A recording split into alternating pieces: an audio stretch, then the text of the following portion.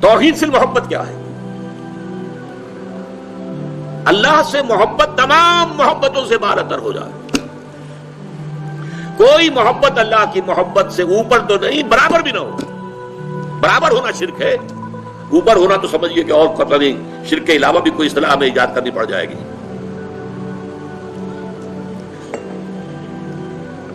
سورہ بقرہ میں فرمایا وَمِنَ النَّاسِ مَن يَتَّخِذُ مِن دُونِ اللَّهِ أَندَادًا يُحِبُّونَهُم كَحُبِّ اللَّهِ وَالَّذِينَ آمَنُوا أَشَدُّ حُبًّا لِلَّهِ.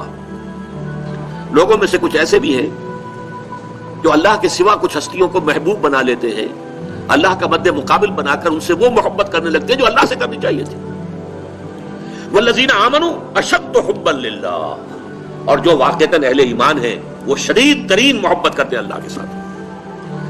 تو قرآن یہ نہیں کہتا کہ آپ والدین سے محبت نہ کریں، کرو، لیکن والدین کی محبت اللہ کی محبت کے برابر نہ ہو جائے، اس سے بڑھ نہ جائے. اولاد سے محبت کرو، اولاد کی محبت اللہ کی محبت سے بڑھ نہ جائے.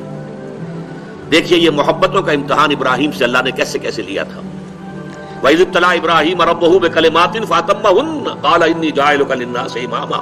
کیسے کیسے امتحانوں میں سے پاس ہونے کے بعد پھر وہ مرحلہ آیا کہ اللہ نے فرمایا ابراہیم میں تمہیں تمام نوع انسانی کا امام بناتا ہوں. والدین کو چھوڑا اللہ کے لیے، دربار چھوڑا اللہ کے لیے. بادشاہ کے دربار میں آنکھوں میں آنکھیں ڈال کر مناظرہ کیا کہ نہیں کیا؟ بادشاہ جو ہے وہ مرعوب نہیں کر سکا.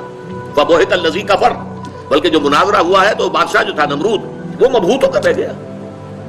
اپنی جان کو اللہ کی محبت سے زیادہ نہیں سمجھا. آگ میں کود گیا کہ نہیں؟ بے خطر کود پڑا آتش نمرود میں عشق. عقل ہے میں تماشائے لبے بام ابھی. پھر اپنے ملک کی محبت پر اللہ کی محبت کو ترجیح دی، ملک چھوڑ دیا، ہجرت کی. آخری امتحان جو لیا ہے، آخری امتحان جس سے کڑا امتحان ہو نہیں سکتا. 100 برس کی عمر میں وہ 13 برس کا بیٹا جو دعائیں مانگ مانگ کر اللہ سے لیا تھا، اکلوتا بیٹا، حکم آیا ذبح کر دو.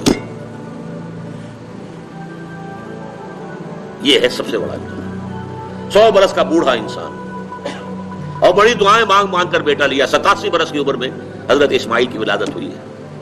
اب 13 برس کے ہو گئے ہیں. فلما بلغ معه السعی، جب بھاگ دوڑ کے قابل ہو گئے. 13 برس کا جوان بچہ جو ہے باپ کا دست و بازو بن جاتا ہے، بھاگ دوڑ. اس لیے آتا ہے نا کہ ابراہیم اور اسماعیل دونوں تھے جو بیت اللہ کی تعمیر کر رہے تھے. وَإِذْ يَرْفَعُ إِبْرَاهِيمُ الْقَوَاعِدَ مِنَ الْبَيْتِ وَإِسْمَاعِيلُ. اس اسماعیل کے بارے میں انی ارا فی المنام انی اذبحک فانظر ماذا تری. اے میرے بچے میں دیکھ رہا ہوں خواب میں، بار بار یہ خواب آ رہا ہے کہ میں تمہیں ذبح کر رہا ہوں. اور اس کے لیے چھری پھیر دی. یہ تو اللہ تعالیٰ نے جو ہے قد صدقت الرؤیا انا کذالک نجزی المحسنین. اللہ تعالیٰ نے کہا بس بس امتحان ہمیں لینا تھا، وہ امتحان پورا ہو گیا. یہ ہے محبت، توحید فی المحبت. اللہ کی محبت تمام محبتوں سے غالب.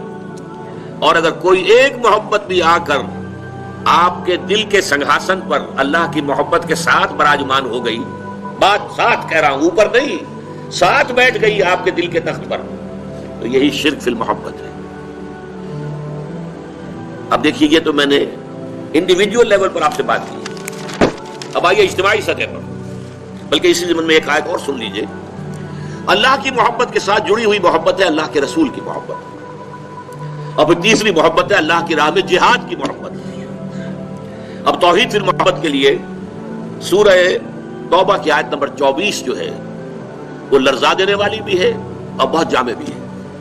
قل ان کان آباؤکم وابناؤکم واخوانکم وازواجکم وعشیرتکم واموال اقترفتموها وتجارۃ تخشون کسادها ومساکن ترضونها احب الیکم من اللہ ورسولہ وجہاد فی سبیلہ فتربصوا حتی یاتی اللہ بامرہ واللہ لا یہدی القوم الفاسقین. اے نبی ان سے کہہ دیجئے لوگوں دیکھو، اگر تمہیں اپنے باپ، اپنے بیٹے، اپنے بھائی، اپنی زوج، مرد کے لیے بیوی، بیوی کے لیے شوہر زوج ہے، اور اپنے رشتہ دار اور وہ مال جو تم نے بڑی محنت سے کما کر جمع کیے ہیں، اور وہ کاروبار جن کی کساد بازاری کا تمہیں ڈر رہتا ہے، اور وہ محل، وہ حویلیاں، وہ مکانات جو تم نے بنائے ہیں تمہیں بہت محبوب ہیں، اگر ان 8 چیزوں کی محبت زیادہ ہو گئی تمہارے دل میں اللہ کی محبت سے، اس کے رسول کی محبت سے اور اس کی راہ میں جہاد کی محبت سے، تو جاؤ دفع ہو جاؤ، انتظار کرو یہاں تک کہ اللہ اپنا فیصلہ سنا دے. اور اللہ ایسے ناہنجاروں کو ہدایت نہیں دیتا. 8 محبتیں ایک پردے میں ڈال لیجئے، باپ کی محبت، بیٹے کی محبت، بھائی کی محبت، بیوی کی محبت، رشتہ داروں کی محبت۔ 5 مال کی 3 شکلیں، جائیداد، کاروبار اور کوئی نقد، 3 یہ شکلیں، 3 × 5 8، اور 3 محبتیں دوسرے پلڑے میں ڈالی، اللہ کی محبت، رسول کی محبت اور جہاد کی محبت۔ اب اگر یہ پلڑا بھاری ہے 8 والا تو جاؤ دفع ہو جاؤ، تمہارا اللہ سے کیا سروکار؟ اللہ ایسے ناہنجاروں کو ہدایت نہیں دیتا۔ سب سے پہلے یہ طے کر لو کہ ان 3 محبتوں کا پلڑا نیچے ہونا چاہیے، بھاری ہونا چاہیے ان 8 کے مقابلے میں۔ یہ ہے توحید فی المحبت اور یہ ہے شرک فی المحبت۔ لیکن اب اس کو لائیے ذرا اونچے سطح پر، وہ جو میں نے کہا انسانی معاشرہ، ریاست، اس ریاست کے لیے، معاشرے کے لیے بھی کوئی ایسی شے موجود ہونی چاہیے کہ جو اس میں رہنے والے یا اس میں شامل سب لوگوں کی محبوب شے بن جائے۔ یہ کامن محبت انہیں جوڑے گی، ان کے اندر اتحاد پیدا کرے گی۔ مثلا وطن کی محبت، وطن کی جے جے ہند، وطن کی عظمت کے گن گاؤ۔ قوم کی محبت، وطن پرستی، قوم پرستی، کوئی نظریہ پرستی، یہ بہت سی پرستشیں ہیں جن سے کہ لوگ پھر جڑے رہتے ہیں۔ نسل پرستی، لسان پرستی، زبان پرستی، یہ آج کل جو آپ کو کہتے ہیں کہ یہ لسانی عصبیتیں اور یہ نسلی عصبیتیں، یہ بلوچ نیشنلزم، یہ پختون نیشنلزم، یہ سرائکی نیشنلزم، یہ ایک اردو والا نیشنلزم، 5ویں قومیت نکلی تھی ہمارے ہاں، یہ سب کچھ کیا ہے؟ یہ جمعیت کے لیے، لوگوں کو جوڑنے کے لیے، شیرازہ بندی کے لیے، انہیں متحد رکھنے کے لیے کوئی نہ کوئی شے محبوب ہو جانی چاہیے۔ اس اعتبار سے اس دور کا سب سے بڑا شرک وطن پرستی ہے۔ لیکن پھر دیکھیے، میں بات آپ سے عرض کر رہا ہوں، علماء کرام اس کو نہیں پہچان پائے، اس کو پہچانا ہے تو علامہ اقبال نے پہچانا ہے۔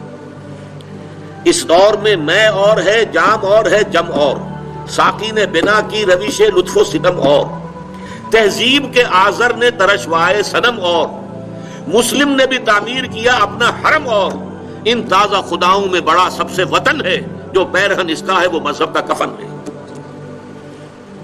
نظارہ دیرینہ زمانے کو دکھا دے، اے مصطفی خاک میں اس بت کو ملا دے۔